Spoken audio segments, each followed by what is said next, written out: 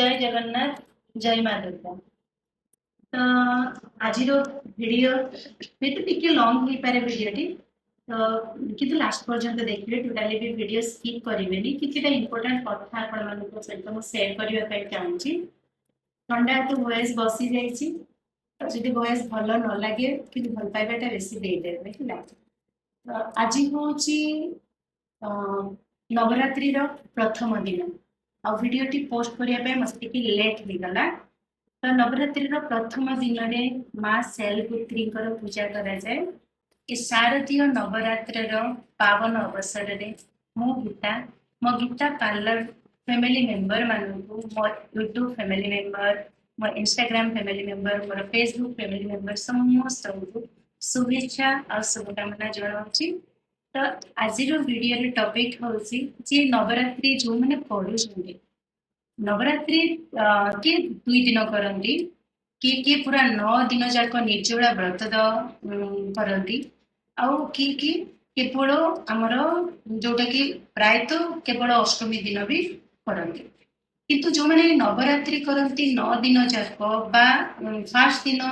पुणी लास्ट दिन पारती सेटा से ये जो नियमटा सी मानी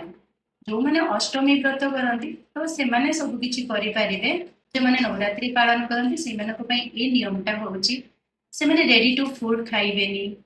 प्लस हूँ पकेट फ्रूट जूस जो आसूची फ्रूट जूस ताकू भी पीबेनी आ सब तो बड़ कथा हूँ शैम्पू क्रीम सीरम लिपस्टिक ये सब यूज करेंगे।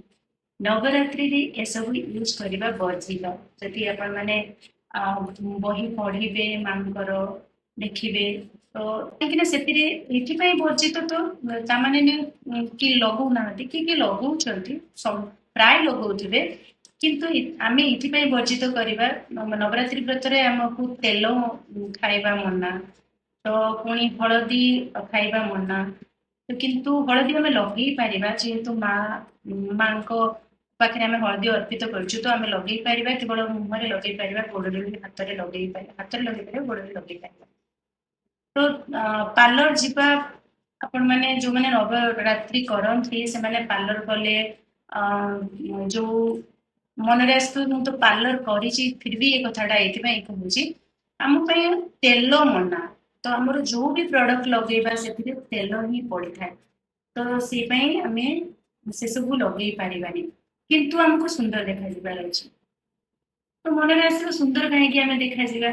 सुंदर देखा ये इम्पोर्टाट कहीं नवरात्रि रे 3टा जिनस पालन करा जाए गोटे हूँ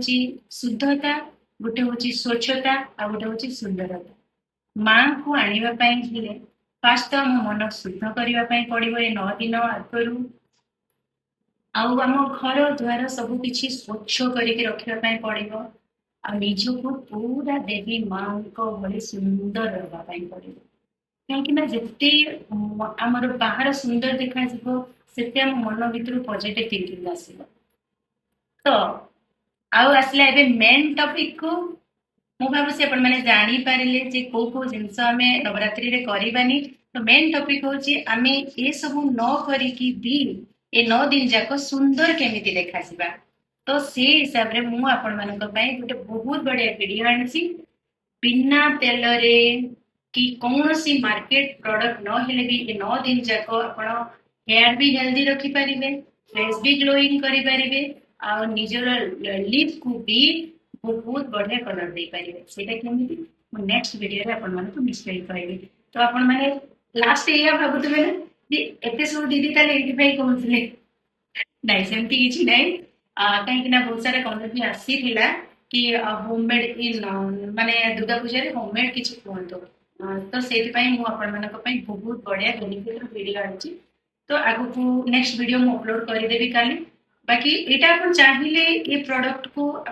लॉन्ग टाइम रखिपारे ना चाहिए 9 दिन ही खाली यूज करें तो कौन प्रोडक्ट से नेक्स्ट वीडियो रे आनी आशा कर वीडियो भल लगी प्लीज लाइक कमेंट शेयर करने भूलें जब नुआ कर विजिट कर